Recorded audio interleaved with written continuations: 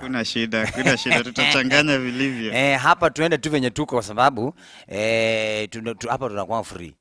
Au siku na wasiwasi useme ai bana. Sasa tuko tu hapa tuko tu sawa. Tuko sawa kabisa. Tuko sawa, ndio. Situation kwa ground iko namna gani because nakumbuka sana hapo 2000 early 2000 hapo hiyo kitu ungetaja kitu inaitwa ukimwi. Bro nakwambia wale watu walikuwa tabu ilikuwa inaingia ilikuwa kama hii kitu COVID ilikuwa kwa kaa COVID exactly. Then ikafika mahali ni kama sasa ni kama hiyo kitu haiko ni kama iko what is the tuko wapi sasa mambo yamebadilika mambo yamebadilika for the last couple of years, the last 30 years now, HIV has been a really big problem in our communities. Hapo hizo siku zenye unasema early 2000 HIV ilikuwa kitu inaogofya sana, you know, but as new developments are coming up unagundua ya kwamba mambo mingi yamebadilika, matibabu systems of treatment zimekuwa mingi, ambapo kwamba wakati huu mtu anaweza kuwa na HIV anaweza ishi maisha mingi sana bila hata mtu kujua. Waona. Kwa hivyo as at now situations have a little been changed, new advancements in terms of technology and treatment mechanisms zimekuwa zimeletwa katika situation ambayo tuko hapa saizi. Kwa hivyo HIV is no longer a big problem. However, focus imekuwa sana katika hii kitu tunaitwa new infections. Kwa hivyo majukumu mingi, most of scientists, most of health practitioners wanajaribu sana katika uwezo wao wote kuhakikisha wame prevent HIV new infections. Actually mikakati ya serikali inaitwa Vision 2030 ni kwamba kukuwe na zero HIV new infections by 2030. Yes. Tukiangalia hii kitu mbona ukimwi ni iko Afrika peke yake bana sana. Kwani hawa wazungu ilikuwa namna gani from your side? It's not true. It's a myth. Ya kwamba HIV iko Afrika peke yake. HIV iko kila mahali dunia mzima. Japokuwa kuna sehemu ambayo wanaita Sub-Saharan Africa ambaye HIV imekuwa bado ni changamoto, bado ni challenge. HIV iko sehemu zote, Europe, Atlantic, kila mahali HIV ziko, lakini sasa wanaangalia ile places wanaita high burdened countries. Nchi ambazo ziko HIV imewalemea sana. Kwa hivyo kuna nchi ambayo wanaita Sub-Saharan Africa ambayo ni West Africa sana na East Africa ambayo HIV imekuwa changamoto. Japokuwa maybe because of resources hapa na pale, because of maybe inadequate information ama pia adoption ya treatment mechanism pia imekuwa, lakini HIV imekuwa katika sehemu zote nchini duniani. Maybe from your desk ama from your end, what is the situation in the ground in this nation? Maybe areas zipi sana ama areas ama ages, just give us maybe a breakdown kidogo from the statistical desk. Well, tunakuanga na Kenya Health Demographic Survey ambayo report ambayo nchi our country has been releasing I think every 4 years wana release statistics kulingana na zile vitu ambaye wanaona katika ground. Kuna sehemu kadhaa hapa nchini ambayo kuna records za new infections zimekuwa mingi, records za HIV ambayo wanaita prevalence pia zimekuwa mingi. Pia wamekuwa wanatoa statistics kulingana na which particular age group imekuwa na new infections na pia which particular age group wamekuwa wakiishi na virusi. Pia wamekuwa wameclassify katika in terms of sexes, which gender wako na HIV more prevalence na which gender iko na ile low. Kwa hivyo tunapata ya kwamba ile latest ambayo ilikuwa imetolewa, nilikuwa nimeona kwa magazeti, most western part of the country imekuwa na HIV new infections, Kisumu, Homa Bay, Busia, Kakamega, and then unapata most Islamic counties kama Isiolo, Garissa inakuwa na less. The same na Africa, demography ya Africa the same. Ndio maana nilikuwa nimekuambia about Sub-Saharan Africa. Most of Northern Africa HIV iko low kama Tunisia, you know, hizo nchi za juu. But hizi za chini imekuwa the same. So most parts za Western Kenya imekuwa na HIV prevalence na new incidences ambazo zimekuwa mingi. And then kulingana na age graphics pia unapata right now unapata new infections ina happen amongst young people. Ndio maana focus yetu sana imekuwa katika adolescent and young people. Hapo ndio unapata HIV new infections zinajiongeza. Shaona, nimekuambia HIV infection is not a problem. Kuishi na virusi ya HIV si problem na pia si focus ambaye most stakeholders wangetaka kupeana emphasis. Emphasis kubwa inapeanwa kwa yale mtu hakuwa na HIV lakini sasa amepata ile wanaita new infection. Hiyo ndio imekuwa katika rada sana. Unanishika? Yeah. Kwa hivyo new infections imekuwa recorded sana kwa young people na hiyo ndio cause of alarm. ni sababu gani watu wachanga wanapata HIV mpya. Hakuwa nayo lakini sasa amepata. Ni sababu gani? Tukiangalia hiyo focus, kama hiyo trend itakuwa inaongezeka, hatutakuwa tumeachieve zero HIV infection by 2030 kama serikali yetu inajaribu kuangalia. Yes. Maybe tukiangalia sasa hizo umesema about the sexes. Yes. Male and female, wanaume ama girl child ndio wanakuwa affected sana. Statistics zinaonyesha ya kwamba ile sex ambayo inakuwa affected sana ni females. Especially adolescent girls and young women. Wasichana wenye wako adolescent na wamama wadogo. Research inaonyesha out of 10 vijana men ni 3 na 7 ni wasichana. Umenishika? Kwa watu wote 10 ambao watakuwa na HIV infection, unapata 7 kati yao ni wasichana. Yes. Kwa nini? Well, kuna mambo mingi ambayo inasababisha hali hii ya kwamba ni ile wanaitanga vulnerability. Vulnerability in terms of, wajua wasichana katika community zetu hawana ile kitu inaitwa decision making power, hawana bargaining power. Situation yao pia it's more of dependent kwa ile kitu ambayo mwanaume atakuwa nasema. Sijui kama unanipata vizuri. Yes. Na hiyo inakuja na kutokana na cultures ambayo sisi tuko, mwanaume anaonanga ni kama yeye ndio kusema sana. Pia wasichana wetu wako, biologically speaking, they are more exposed, they are more vulnerable compare na wanaume. Yes. Now tukuja, mbona maybe causes za HIV ni gani?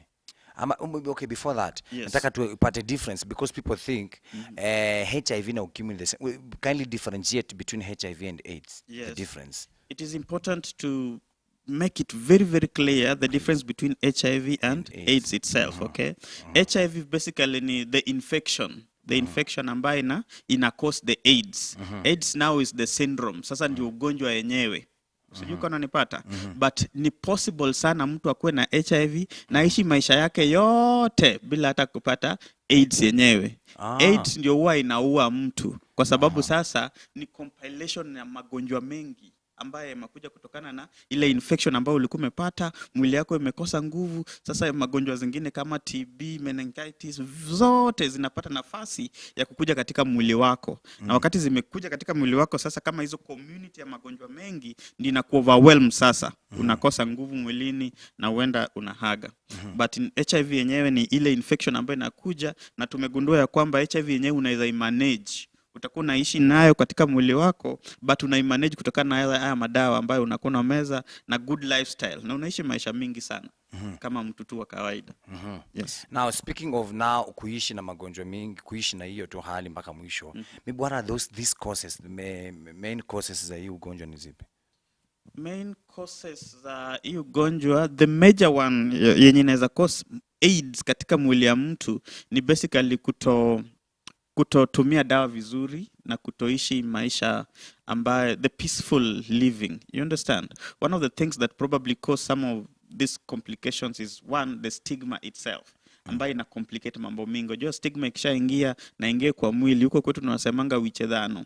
Akili ndio binadamu. So ukiwa na uoga fulani, some social fear, social threat ambayo imekuingia katika mwili, katika kichwa yako, katika mwili wako, unaishi na uoga, kuna mambo mingi ambayo sasa yanakuja kwako. Ndio maana hata Bible inatuambianga fear not, you know. Once you've left the room for fear to get into you, it is much more probable that other things will get into your systems. Yes. So the causes that I'm asking about, ama hii ni causes za kupata hizo virusi sasa, contributing factors to HIV and AIDS. Kuna mambo mingi ambayo inaweza fanya mtu ambukizwe na virusi. One of them ambayo watu wengi wanajua, ambaye kila mtu anajua, ni through unprotected sex. Shaona watu ambayo wanaingiana katika haya mambo kama hawajajiprotect, high chance ya kwamba interact na mtu ambaye ni HIV positive bila kutumia protection, high chance ni kwamba utapata virusi. Pia kuna mambo kadha wa kadha ambaye inaweza fanya mtu ambukizwe na virusi, ni kutokana na maybe unsterilized devices. Wakati tuko hospitalini, unajua mara mingi tunaenda hospitalini kufanywa mambo mingi, checkups mingi, labda uko na ugonjwa fulani, unatibiwa na unadungwa shindano, mfanywa surgery fulani, na unapata maybe that particular practitioner hakuwa amefanya nini, hakuwa amejilinda vizuri na haya mambo. Hapo ndio unapata tena ameambukizwa. Shaona.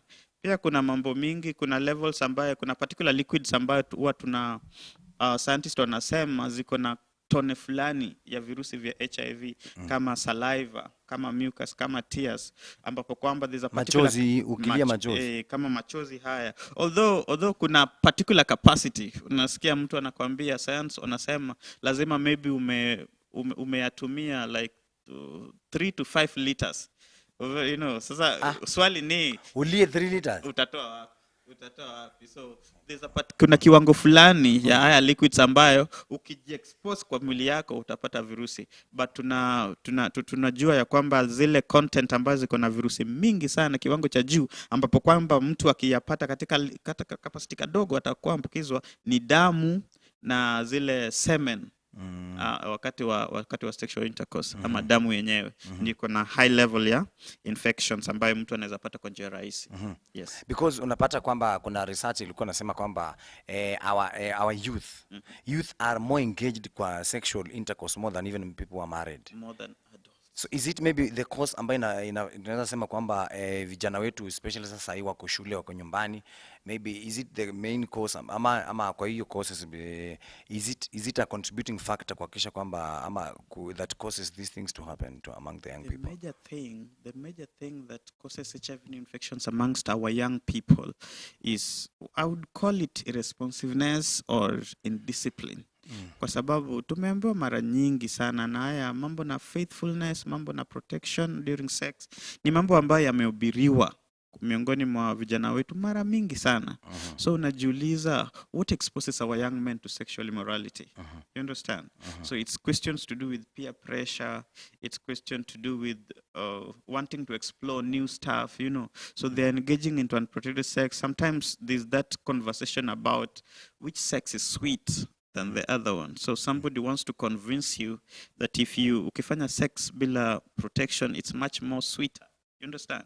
So as a young and responsible person, I think it's just important for all of us to be able to be very, very careful with our lives, you know, to be very, very careful with our lives so that we don't engage in some of these practices that would lead us to contacting HIV infections. Now, sahi shule, unajua shule zimeshafunga. Yes. Na wanafunzi wengi wako home sahi. Yeah. So sahi wako exposed to internet. Sahi umesikia mambo ya TikTok inazungumziwa hadi parliament. Yes. Na maybe from your end, do you think the internet has contributed to this mambo kama haya? Mambo ya mitandao. Mambo ya mitandao imekuwa changamoto kubwa sana. You know, anything that comes with its benefit has got the side effects. One of the things that I always thank God for is the Google component. You know, right now they're coming up something they're calling the artificial intelligence, where you are literally able to do everything, nearly everything. Kitambo katika institutions zetu ungepata kama mwanafunzi akisneak na simu yake katika exam room na ako na data, you can be sure ni kama atapata almost kila kitu, kwa sababu ni swali anaweza Google kwa simu na apate jibu. The same thing happens with the internet right now. Our young people are so much exposed to new things. TikTok is coming now. Nasikianga after midnight, by midnight hapo ukiingia TikTok unaona karibu kila kitu. Pia pressure na tamaa ya pesa na vitu za dunia. Wajua kuna watu wengi unasikianga wanaitwa wababas. Watu ambayo wamekoma katika maisha hii yetu na wako na pesa ya kutosha. Wako na hata pesa ya kutumia excess katika yale mambo ambaye wanafanya. Wako na ile pesa wanaweza tupa, you know, they can spend in unnecessary things. So our young people go to internet, kuna sites ambayo wanatakikana wafanye mambo zingine na walipwe. Kwa hivyo haya ni mambo mingi ambayo imeexpose watoto wetu na vijana wetu na watu wetu wachanga kuingia katika mambo ambayo ina compromise maisha yao. Na TikTok na internet ni baadhi ya mambo ambayo yameexpose vijana wetu sana katika mambo haya. Yes. Maybe what will be that advice ambayo unge-advise ama ungeshauri ule mwanafunzi sasa yako home, maybe your internet, how best can they focus as a young leader and as a peer educator? I always say everything has got its good side and its bad side. But again, the Bible talks about there's time for everything. That is the understanding that I think once we understand all together, as a young person that this time I will be able to use this particular internet in the right way. Internet is good. You can use it to learn. You can use it to expose yourself while promoting good business for you, while building your own brand. But it's not good to use internet to do things that are going to compromise your living, your standard as a person, and your relationship with the rest. Yes. Maybe speaking of the same, because maybe the importance of morals in our society, kwa sababu napata kwamba ukipata mtoto ambaye amelelewa vizuri katika maybe either kanisani ama na wazazi ambao walikuwa wazuri ama katika advice wakimuadvise, unapata kwamba chances ni kwamba huyu mtoto, the possibility of them rising alafu to conquer these challenges, unapata kwamba is very very high. Very, very high. We need to roll out a conversation about behavior change. Parenting has become a really big issue in our current society right now.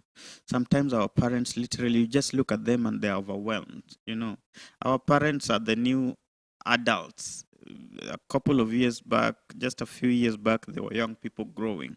Wakati huu unapata kwamba mzazi labda ni 32, 35, na ni mtoto wake ameanza kukua teenager hapo.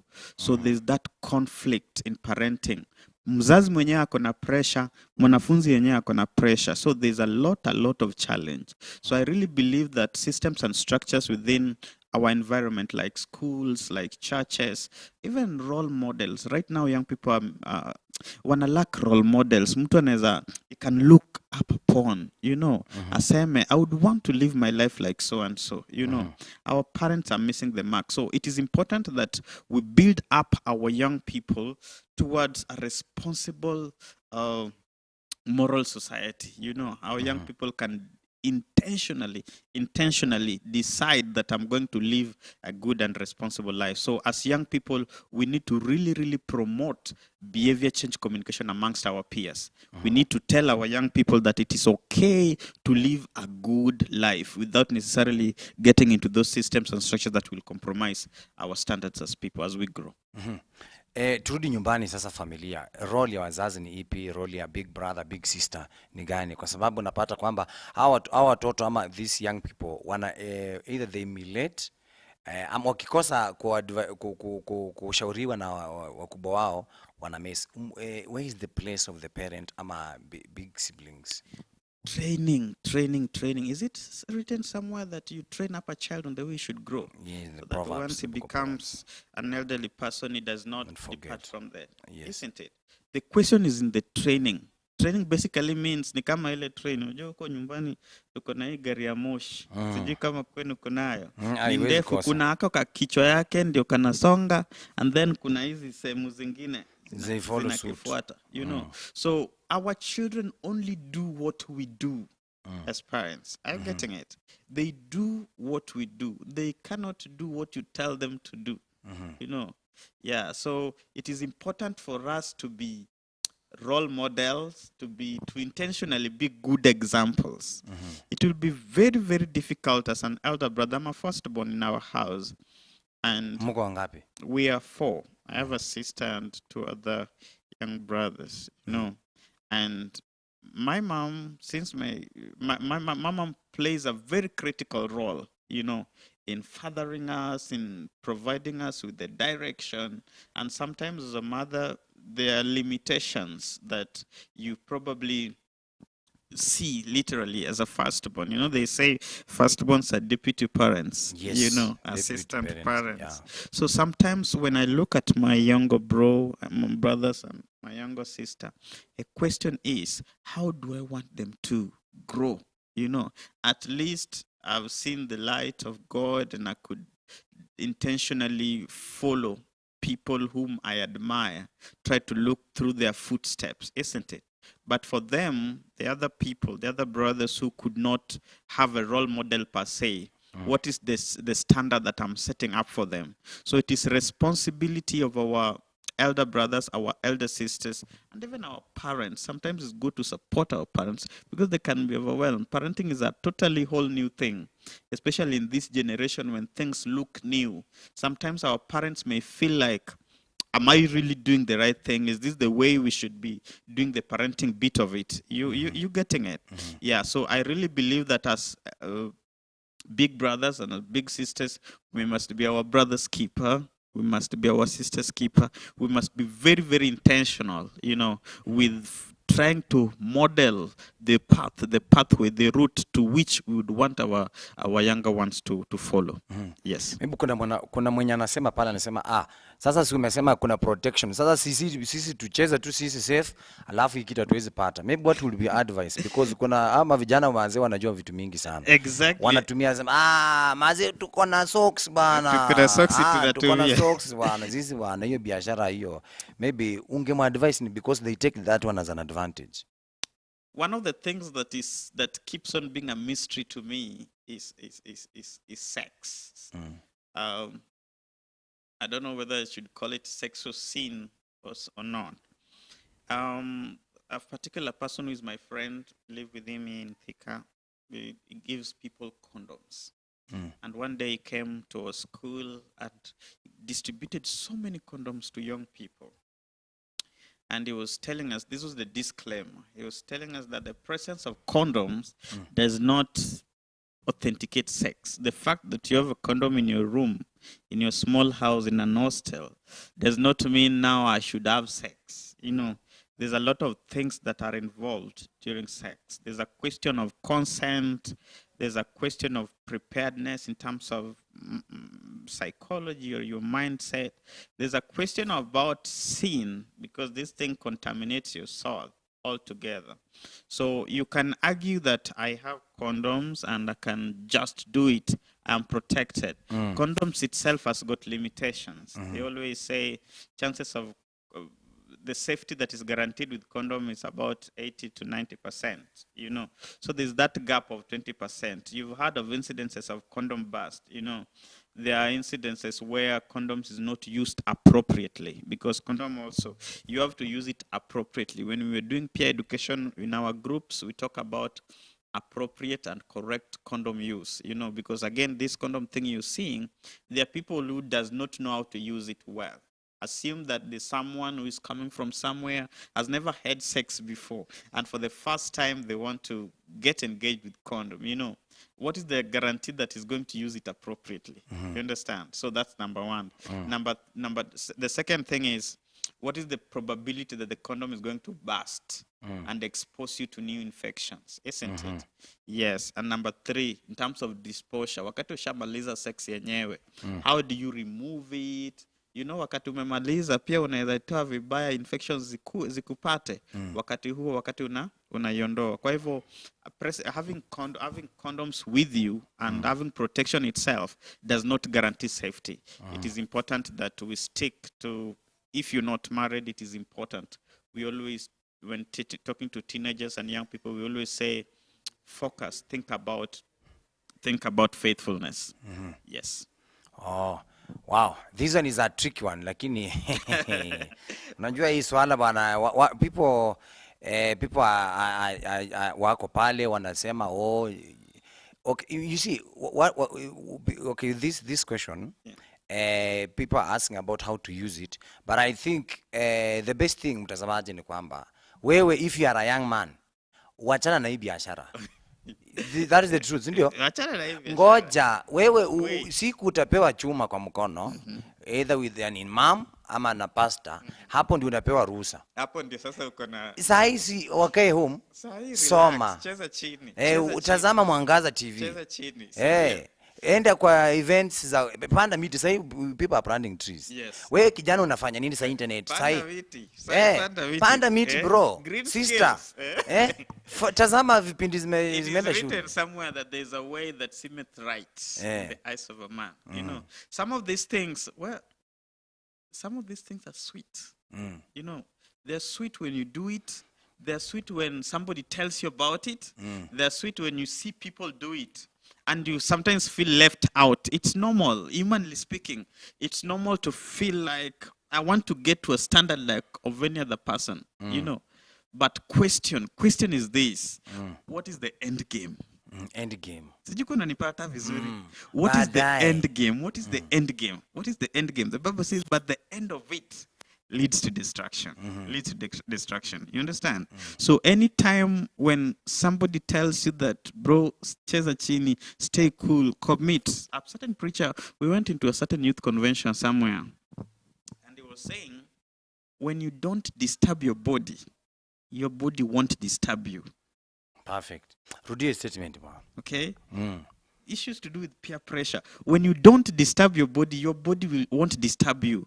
Just stay cool, separate yourself. Jitenge na hizo pressure. After like a week or 2 or 3, you'll feel very, very serene. And very peaceful. Very peaceful. Hautakuwa na hizo pressure. But once you expose yourself, you know, mwili ndio hiyo. Ni kama umeenda ukachokoza simba amelala. Exactly. Lazima akuume. Usipomchokoza pile tu pale umenyamaza. Kuna venye hata kurukia. Hata kurukia. Si kweli? Mambo itakuwa imetulia sana. So it's advisable for young people who are not yet married. The best thing, unajua kuna different things being highlighted. Unaambiwa use condoms, stay faithful, do this and this. The best thing ni ile wanaitanga abstain. That is the word. Once you abstain, there is nowhere you will get HIV infection through sexual intercourse with an infected person if you abstain.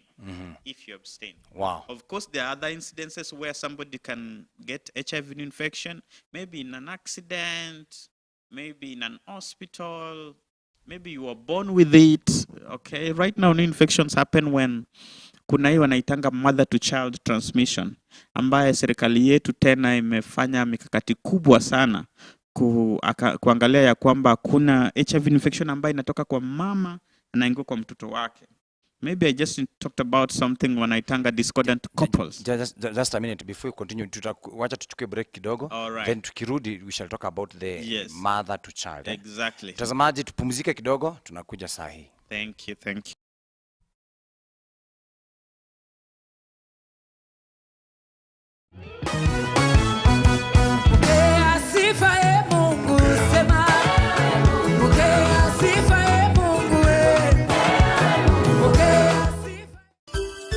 Unatazama Mwangaza TV, tumaini lako.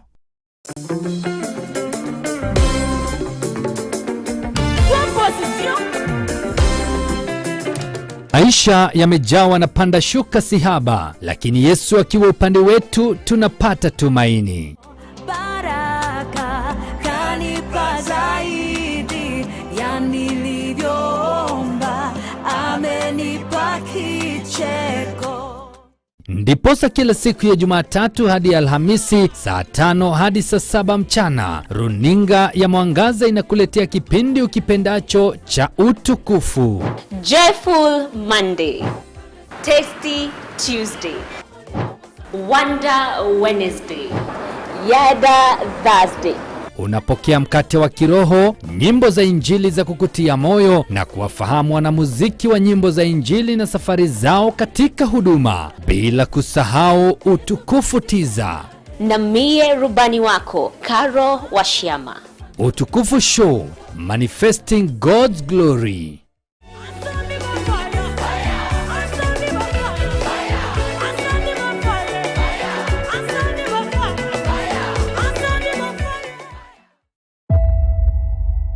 Neno la uzima. Ni wakati wa kulishwa kiroho na kupata mafunzo ya kipekee kuhusiana na mambo yaliyotata. Hakuna shida kuitwa, tumeitwa, na kuokoka tumeokoka. Na sisi ni watakatifu. Na lugha tunaongea. Na sisi ni watakatifu. Lakini katikati yako kunaweza kuwa kuna miuku inaongea. Either you are pastor, either you are bishop, either you are reverend, either you are apostle. Usipoelewa hii miuku itakumaliza. Ungana na Pastor Edward Mwai pamoja na watumishi wengine wa kanisa la Jesus Winner Ministry. Ni kwenye ibada ya neno la uzima, upate mahubiri na maombi yanayokupa mwangaza maishani. Ni kila siku ya Ijumaa kuanzia saa 3 asubuhi kwenye runinga ya Mwangaza, Kiheo TV na Mwangaza wa Neno FM. Neno la uzima na Pastor Edward Mwai. Zaburi 119 mstari wa 105. Neno lake ni taa ya miguu yangu na mwanga wa njia yangu. Amen.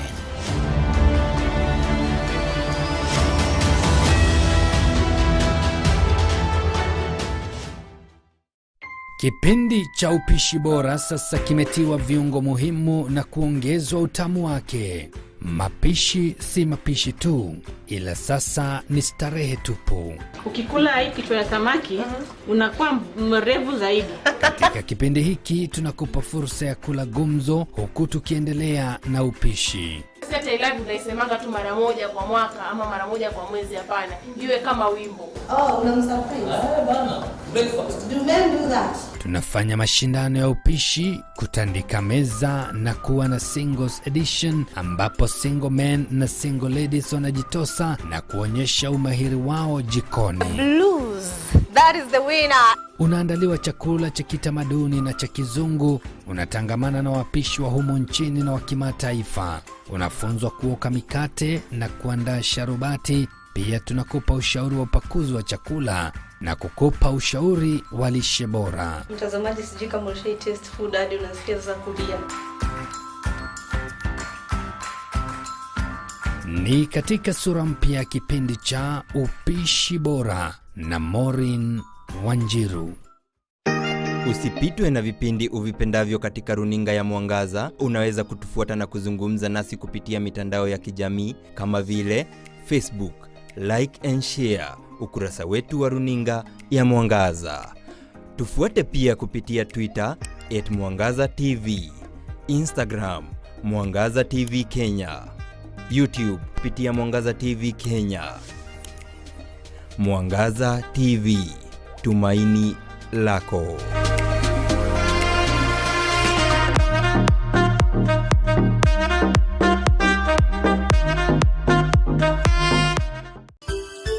Unatazama Mwangaza TV, tumaini lako.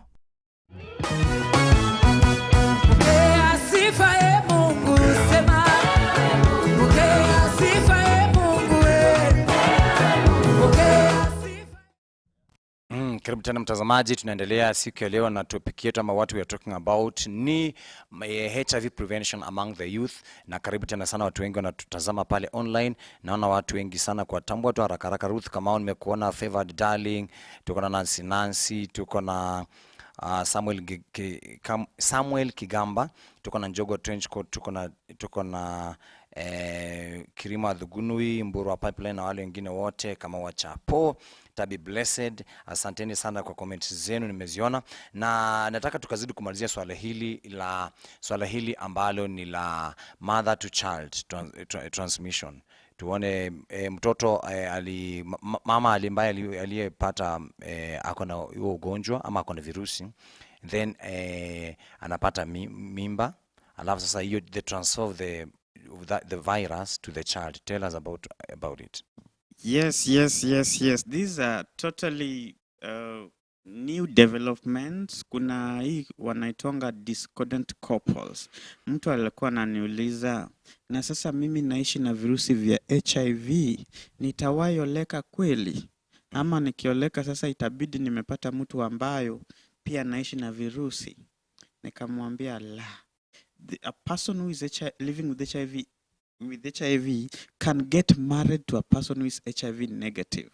Unanipata? Na wakati HIV negative person ameoleka na HIV positive person, wanaweza ishi maisha mazuri bila kuambukiza ule mwingine. Ushanipata? Kwa mfano, mama anaweza kuwa anaishi na HIV, ako HIV positive, okay? Ako na virusi. Alafu baba ako HIV negative, hana virusi, si ndio? Wanaitwa discordant couples. Wakati huu kuna ile medication, kuna ile therapy ambaye wote wako, okay? The HIV negative person anatumia PrEP katika maisha yake na wanaishi maisha mzuri, wanafanya sex vizuri na pia wanazalisha mtoto.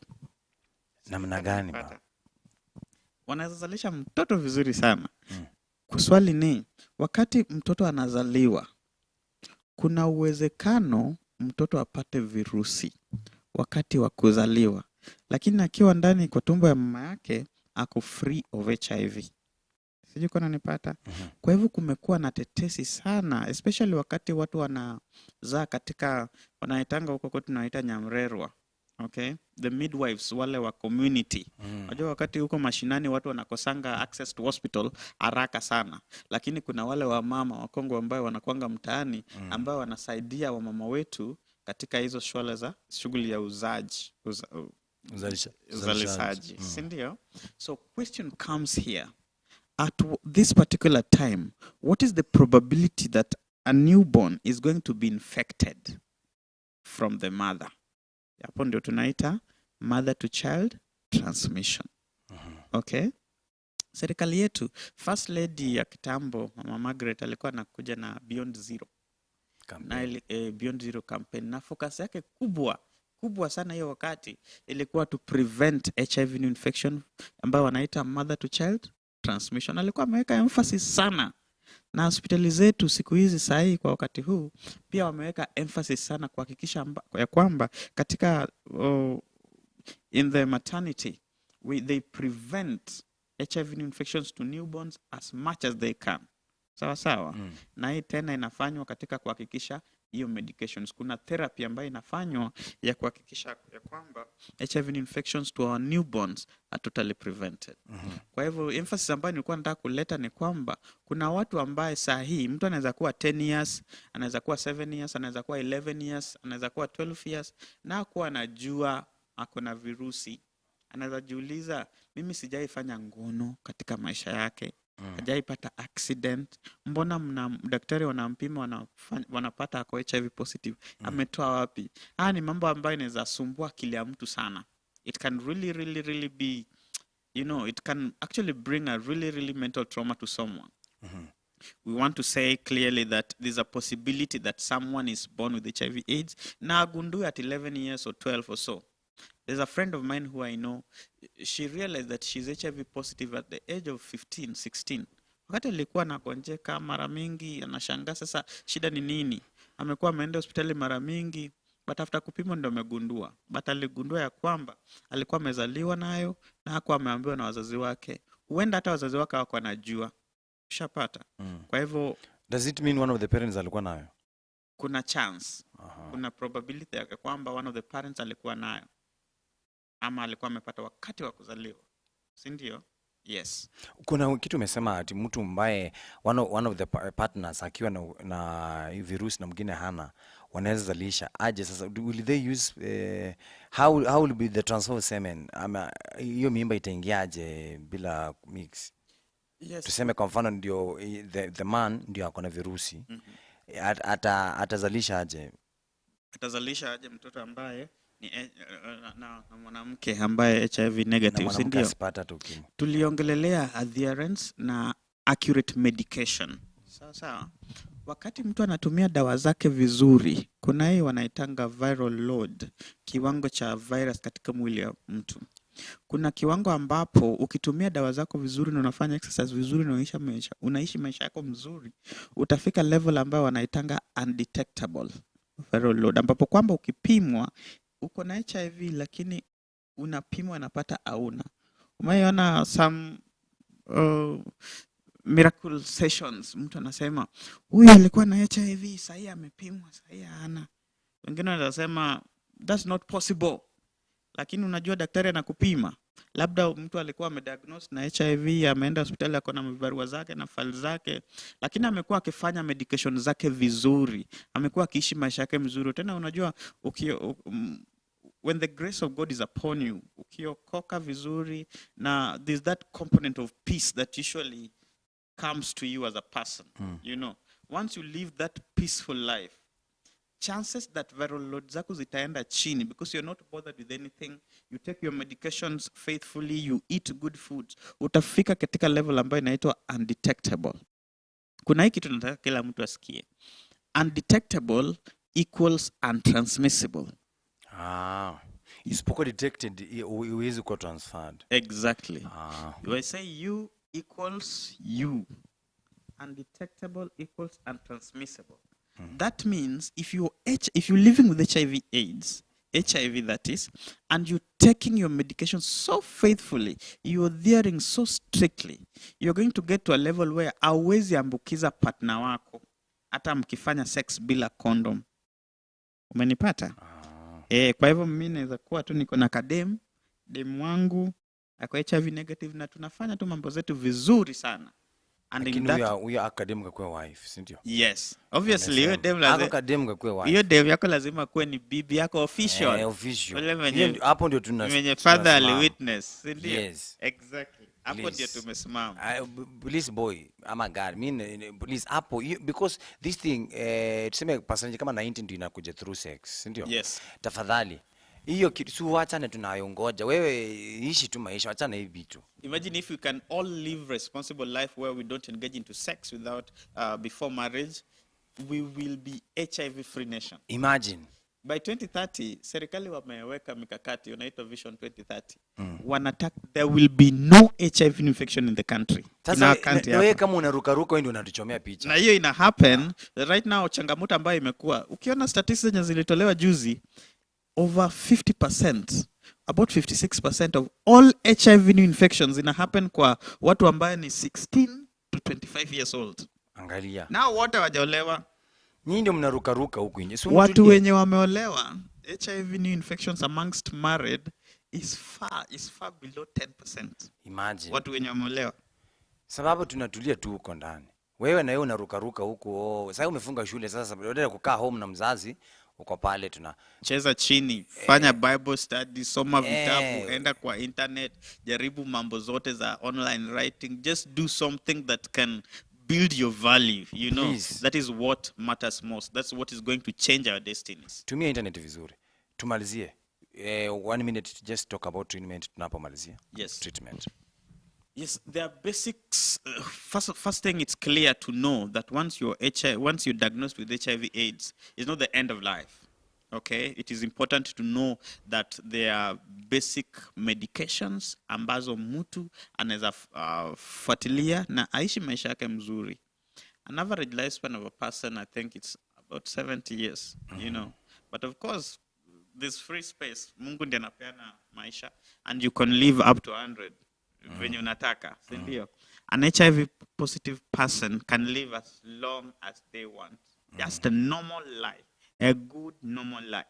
But you can only achieve that when you adhere to your medications. Ukifuata madawa zako vizuri kulingana na venye daktari wako anakuambia, unaenda clinics zako vizuri bila kukosa. You don't miss appointments. When you go to the hospital, you don't miss appointments. Hizo madawa zenye umepewa kulingana na hizo daktari wako, unahakikisha umeifuatilia vizuri venye inatakikana. Yes. Wow. Thank you very much mtazamaji kwa kutazama. Tunapotumalizia, maybe mnapatikana wapi, mko wapi? Yes, right now I serve with a group called ICWK, which is an implementing partner or International Community Living with HIV/AIDS in Kenya. That's the Kenyan chapter.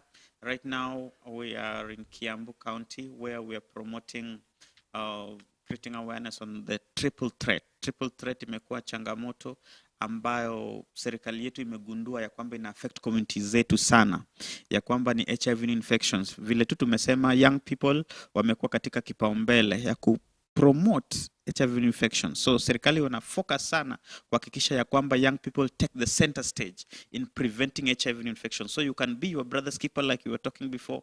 Once wewe umepata hii information ya kwamba you can prevent possible HIV infections, you can do this by just being your peer mentor. Just tell your friend, your colleague that we can prevent HIV infection by just being responsible.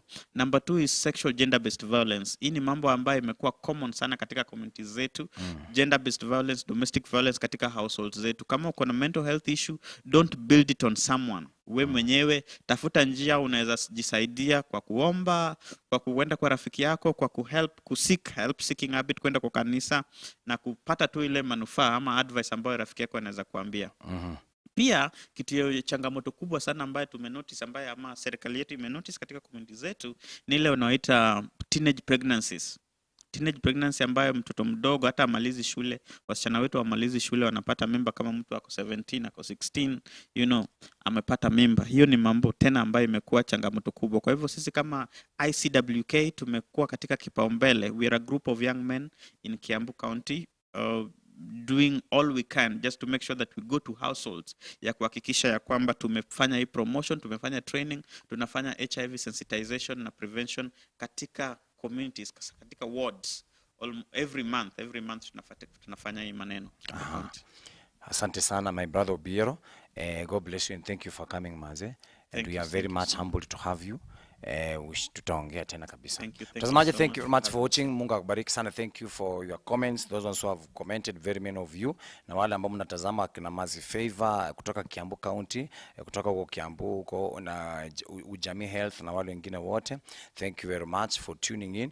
Mungu akubariki tena sana. Remember kwamba today I was sitting in for Celestine Waka ambaye leo hata kwa pamoja na sisi, lakini tukifika saa 8 tutakutana tena hapa katika kipindi cha Tumsifiki kwa Show. Jina langu ni Mihona Kenyanized, and of course I was born to make Jesus famous. Tukaweze show imeishia pale, na natambua watu wangu wa kamera, Maureen, asante sana director wangu Devi, sound wakiwa pale pia na Maureen, na wale wote ambao wamechangia kipindi. God bless you. Shalom. Thank you so much. Thank you.